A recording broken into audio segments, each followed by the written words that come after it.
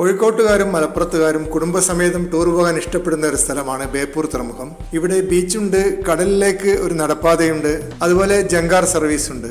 എങ്ങനെ നോക്കിയാലും ചെറിയ ചെലവിൽ ഒരുപാട് എൻജോയ് ചെയ്യാൻ പറ്റിയ, കുട്ടികളെയും കൊണ്ട് പോകാൻ പറ്റിയ ഒരു സ്ഥലമാണ് ബേപ്പൂർ ബീച്ച്.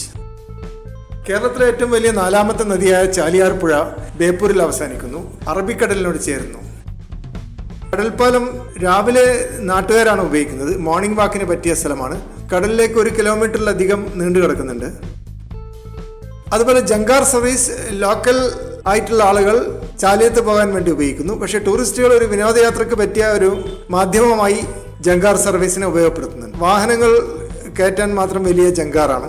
അതുകൊണ്ട് ടൂറിസ്റ്റുകൾക്ക് കാറിൽ തന്നെ ചാലിയത്ത് പോകാൻ പറ്റും. ചാലിയത്ത് എത്തിക്കഴിഞ്ഞാൽ അവിടെ വാഹനങ്ങൾ കടൽപ്പാലത്തിനുള്ളിലേക്ക് അനുവദിക്കുന്നുണ്ട്. പക്ഷേ ബേപ്പൂരിൽ നടന്നിട്ട് മാത്രമേ കടൽപ്പാലം ആസ്വദിക്കാൻ പറ്റുകയുള്ളൂ. വൈക്കം മുഹമ്മദ് ബഷീർ ബേപ്പൂരിലാണ് താമസിച്ചിരുന്നത്. അദ്ദേഹം ബേപ്പൂർ സുൽത്താൻ എന്നറിയപ്പെടുന്നു. കടലിനടുത്ത് ബഷീറിന്റെ സ്മരണക്കായി ഒരു മതിൽ നിറയെ ബഷീറിന്റെ കഥാപാത്രങ്ങളുടെ ചിത്രങ്ങൾ വരച്ചു വെച്ചിട്ടുണ്ട്. അദ്ദേഹത്തിന്റെ ചില കൊട്ടേഷൻസും ഇവിടെ കാണാം. മികച്ച റെസ്റ്റോറൻറ്റുകളും ബേപ്പൂരിലില്ല. പക്ഷേ നല്ല മത്സ്യക്കറിയും മീൻ പൊരിച്ചൊക്കെ കിട്ടുന്ന ഒരുപാട് കൊച്ചു കൊച്ചു റെസ്റ്റോറൻറ്റുകളുണ്ട്. കോഴിക്കോട് റോഡിൽ നന്മ റെസ്റ്റോറൻറ്റ് നല്ല ബോണ്ടയും ഉഴുന്നുവടയും പരിപ്പ് വടയും പഴംപൊരിയും ഒക്കെ കൊടുക്കുന്നു. ചൂടുള്ള പൊറോട്ടയും ഇവിടെ നിന്ന് കഴിക്കാൻ പറ്റും. കൂടുതലും ബോട്ട് യാത്രക്കാരാണ് ബേപ്പൂരിലുള്ള കസ്റ്റമേഴ്സ്. അതുപോലെ മത്സ്യബന്ധനവുമായി ബന്ധപ്പെട്ട തൊഴിലാളികളും ധാരാളമായി റെസ്റ്റോറൻറ്റുകളിൽ ഭക്ഷണം കഴിക്കുന്നു.